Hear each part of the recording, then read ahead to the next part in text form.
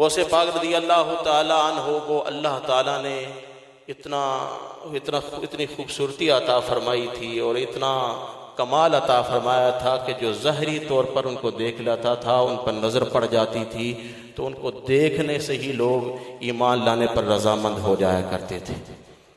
تو اللہ نے بڑی شانوں سے، بڑے مرتبوں سے، بڑے مقامات سے سرکار غوث پاک کو نوازا ہے۔ ادھر انبیاء کو معجزے دیے کہ جو تبلیغ کو ماننے والے لوگ نہیں ہیں ان کو آپ سے معجزہ کا اللہ تعالیٰ آپ سے ظہور کروا دے گا اور اس معجزے کو دے کر لوگ صاحب ایمان بنیں گے۔ اسی طرح پھر اولیاء کرام کو اللہ تعالیٰ نے کرامات عطا فرمائی کہ لوگ جو ظاہری طور پر بات نہیں مانا کرتے تھے وہ کرامت کا ظہور ہوتا تھا، لوگ کرامت کو دیکھ کر مسلمان ہو جایا کرتے تھے۔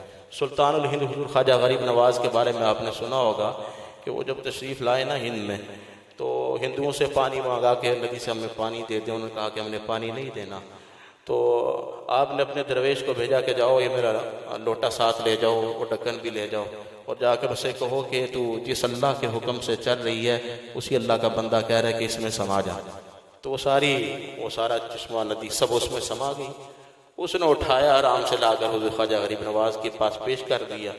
ہندوؤں نے جب دیکھا کہ ہمارا پانی خشک ہو گیا ہے، دیکھیں کرامت سے کیسے لوگ جو ہیں وہ اسلام لایا کرتے تھے، وہ دیکھا کہ پانی خشک ہو گیا، سب رونے لگے زاروں قطار کہ یہ تو کوئی بہت بڑی شخصیت ہیں اور اللہ نے بڑی ان کو طاقتیں عطا فرمائی۔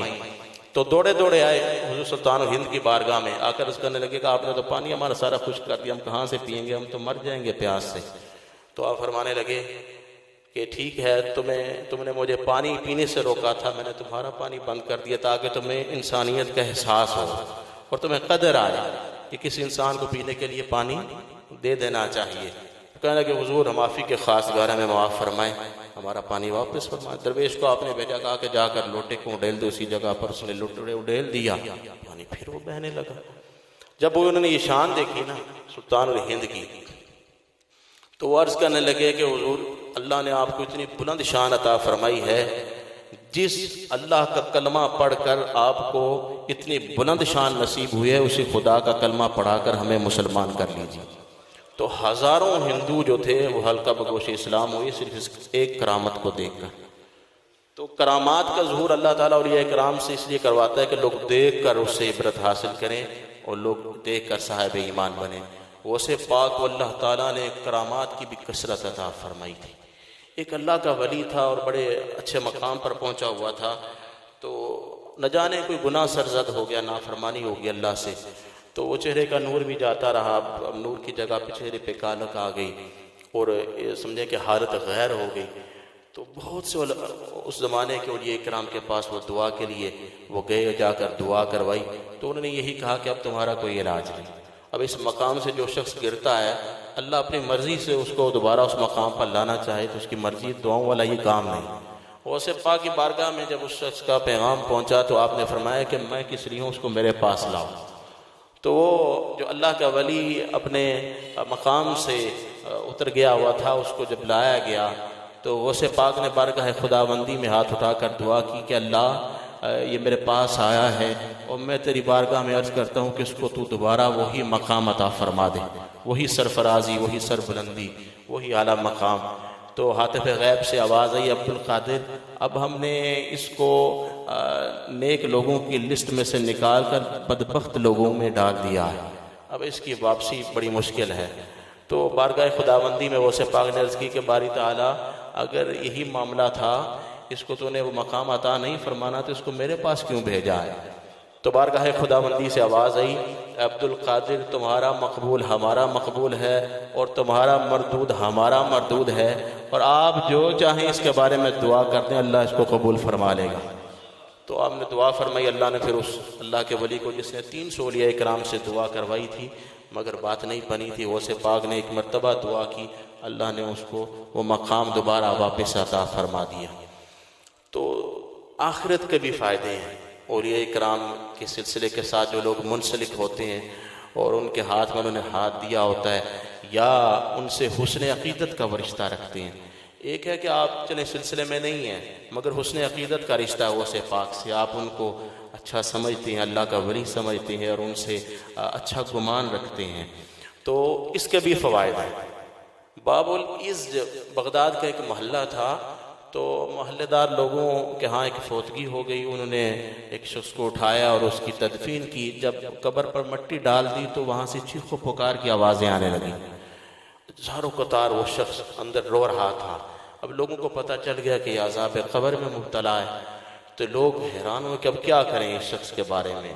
اب کسی کا وہ کوئی رشتہ دار تھا، بھائی تھا، کسی کا باپ تھا، اب سب میں دل میں یہ تشویش پیدا ہوئی کہ کیا کیا جائے۔ اب سب لوگوں نے اس بات پر اتفاق کیا کہ سب مل کر سیدنا شیخ عبد القادر جیلانی کی بارگاہ میں چلتے ہیں اور ان سے دعا کے لیے عرض کرتے ہیں۔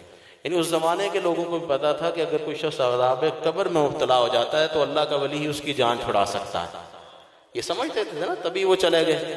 تو مدرسہ میں آئے، سرکار غوث پاک لوگوں کو وعظ و نصیحت فرما رہے تھے، آ کر سارا مدعا پیش کیا آپ کے سامنے۔ تو جناب غوث پاک نے دو سوالات فرمایا کہ کیا کسی شخص نے اس شخص کو کبھی میری مجلس میں بیٹھے ہوئے دیکھا ہے؟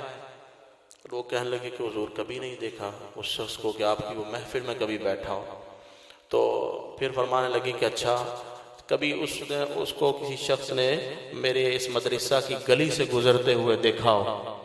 تو اس کہنے لگے حضور کبھی دیکھا نہیں ہے کسی نے۔ تو فرمانے لگے کہ یہ جو دور رہتے ہیں نا یہی خسارہ پاتے ہیں۔ پھر آپ نے نا مراقبہ فرمایا۔ اب یہ دو سوالات کیوں آپ نے کیے تھے؟ ان کی وجہ تھی، اللہ نے آپ سے وعدہ کیا ہوا تھا کہ عبد القادر آپ کی جو مجلس میں بیٹھ جائے گا وہ بھی عذاب قبر سے محفوظ رہے گا، اور جو آپ کی گلی سے گزر جائے گا ہم اس کو بھی عذاب قبر سے محفوظ فرما دیں گے۔ اس لیے پوچھا کہ کبھی بیٹھا؟ لوگوں نے کہا کہ نہیں۔ کبھی گزرا ہے؟ لوگوں نے کہا کبھی نہیں دیکھا۔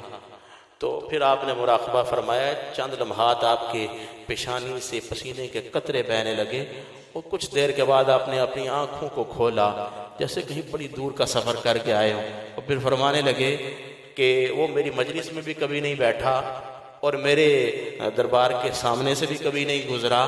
میں نے اللہ سے عرض کیا، اللہ کی جانب سے مجھے جواب آیا کہ عبد القادر یہ کبھی بیٹھا نہیں، کبھی گزرا نہیں آپ کے سامنے سے، مگر یہ آپ سے حسن اعتقاد رکھتا تھا، اور اس کی بدولت ہم نے اس کے عذاب قبر کو دور فرما دیا، عذاب قبر سے اس کو نجات عطا فرما دی۔ کیا وجہ؟